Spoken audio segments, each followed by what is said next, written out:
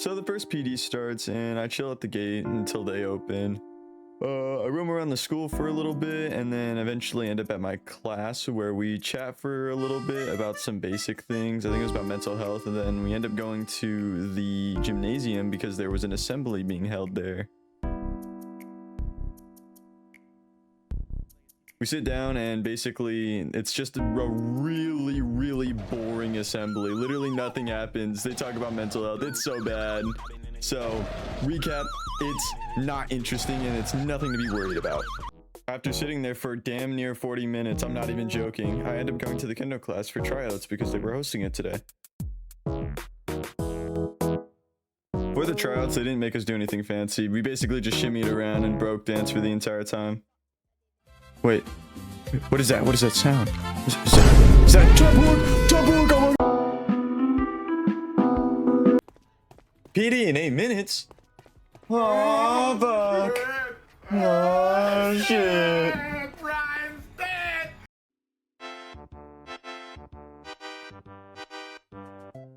PD starts again for the second time, and I go to Kendo Club for another tryout session, but I couldn't participate, so I just had to watch. And less people were here, and look, they get to use the Kendo sticks. I guess I'll go fuck myself. I guess. After school, I tried to talk to one of the teachers, but she seemed to be really emotional, and apparently her fish died. So, you know, RIP to the goat right there. You know, rest in peace. God rest your soul. Random guppy fish, or RIP. But afterwards, I was asking her if she had any idea what Shintoism is, or like regarding that specific religion, because I wanted to get a more in-depth answer on what it is and maybe bring me any clues towards the shrine lady. But Suwaki was mentioned?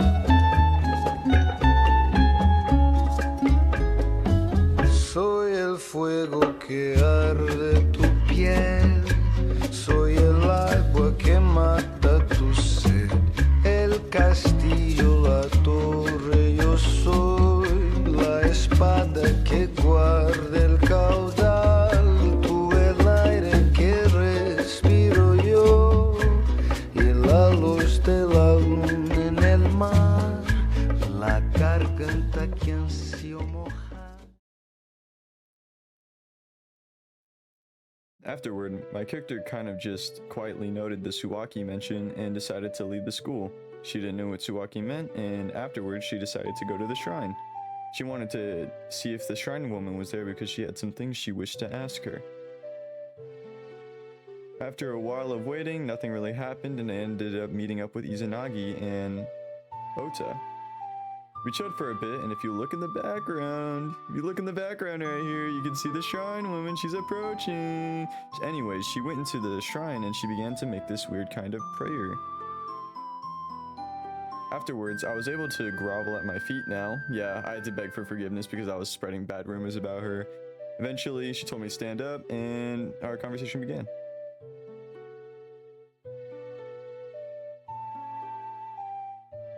A moment later, I quietly noted that Izanagi was no longer a middle finger, but an index finger. Though Shrine Woman actually looked at me for a moment. I mean, are you looking at me? You talking about me? I don't got nothing to say. Essentially, she noted that I was being quiet and wished to know if I had anything that you would like to ask her. So, I said, I have things I wish to ask, but I don't know which ones to ask. And then basically she's like, all right, speak. And then this next part is just the questions that I was asking. And then I'll get back to narrating when it gets to the more important parts. Misonomy quietly notes that I wanted to take the path of knowledge right here.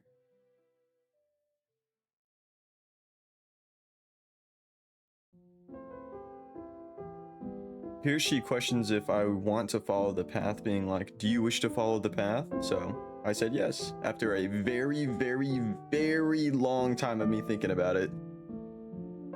She asked me afterwards, do I wish to stake my soul on this? And then I also required I would not waver for a second. I would still pursue it.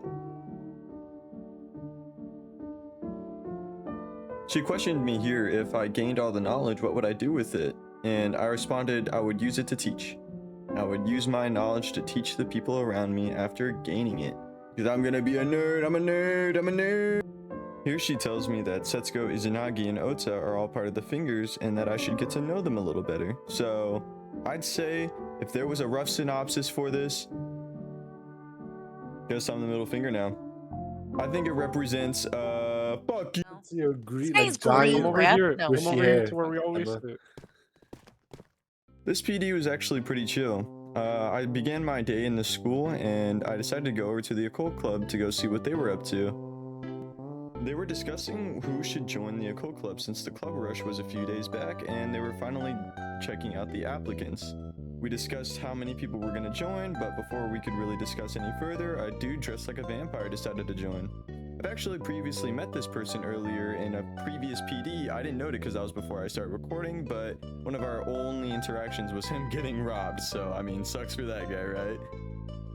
Afterwards, we decided to take a walk down to the park to further discuss some of the things and what we were planning on doing in the future regarding this spooky ghost that seems to possess people, right? So, I mean, I'm not one to really know much about that, so we just continued on to the city where we'd meet up with the new recruits for the club. After a little bit, this police officer dude came up to us, and we've interacted with him before, and he was very suspicious on what we were doing because he didn't want us poking our nose where it didn't belong. And I called him a guard, and he was like, "Did you just call me a guard, boy? I mean, like, Loki, fuck this guy. You know, fuck him twice." Afterwards, we just kind of chilled after he decided to go, you know, do whatever his police business was, and we ended up going back to the school where we met up with the new recruits. We walked down into Little Poland and then we went to this little alleyway where we did this like weird kind of initiation in this like alleyway.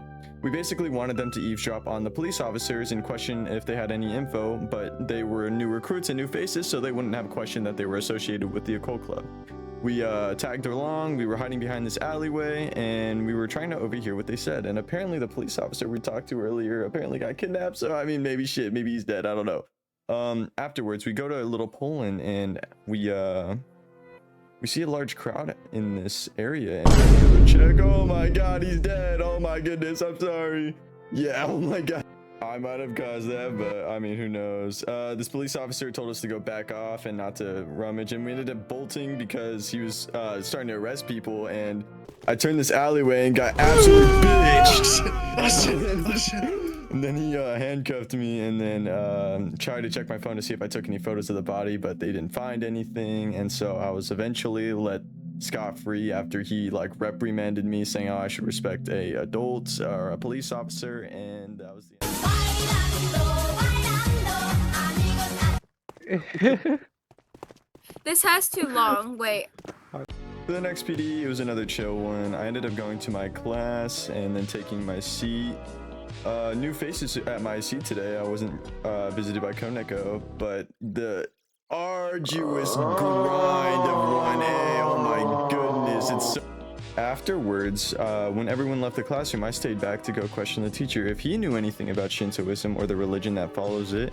He said that he used to practice it in his past, but he couldn't retain any of the knowledge because it's been way too long for him to remember any of the major details about it. So afterwards, I decided to leave and go check out the 1F building. I heard that there was another teacher over there who I could ask regarding Shintoism. I entered Mr. Prime Aaron's classroom and I decided to question him if he knew anything about St. Costco or Shintoism. I explained what Suwaki was, and it seemed like Prime Aaron knew what that place was. The significance was beyond me at the time, but I decided to still question him about it. I asked him if he knew who St. Costco was, and if he had any knowledge on it, and he said he actually did. He stated that he thought the name St. Costco was familiar, and that he potentially might have interacted with this person in the past. So, I had to ask him a little bit more about it.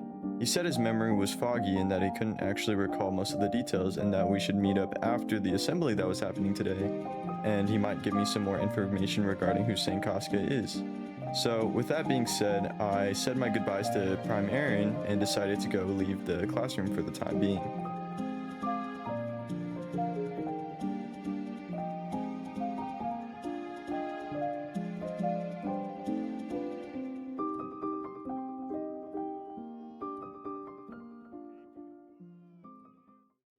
Eventually, I got to the assembly and took my seat in the gymnasium. Hikaru Shindo sat next to me as we decided to wait until the assembly started. And unfortunately, it was an entirely boring burger assembly where nothing happened, so I'm gonna skip it here. I made my way back to Prime Aaron's classroom and I decided to wait for him. Eventually, he showed up coming down the stairs and approaching me. He said that he actually had some faint memories and could recall a little bit about who Saint Casca was. He stated that the Saint Casca person was the god of fate, some kind of fate deity apparently, but he said that his memory was still very foggy and couldn't recall a lot of the details. Despite this, I was still grateful for the information he gave me. I appreciated the help and I turned to leave and I was like, "Thank you, Prime Aaron." And then before anything, he showed me the ultimate style. I'm blessed. We truly won. We've won. This is the path. I'm getting ultimate, guys. Are you proud of me? I'm getting ultimates. Oh my god, I'm getting ultimate. Let's go. Let's go. After being truly blessed by the grace of gods, I decided to roam around the city before making my way to the shrine. I bowed like usual, and I decided to hang around for a bit. I saw Hosanami praying about how he didn't want to get his mohawk cut off, and then I ended up talking to Konako and Yumari for a bit. Eventually, Shrine Maiden came and started praying, and then I asked her what her relationship was with the Shrine Kami was. She said that the Shrine Kami was nothing more than a servant. I wanted to get a more in-depth answer on that because I felt like the Shrine Kami was a bit more important than what was held at face value. So I tried to ask her a little bit more, and she said that the Kami in the shrine isn't truly a Kami. Izanagi also passed up and started tweaking here, and eventually I couldn't do anything, so I kind of just watched him get like absolutely bitched for like, I want to say like 20 minutes before he finally regained his sight. So all was good. Good stuff. Izanagi didn't die, and I'm not dead.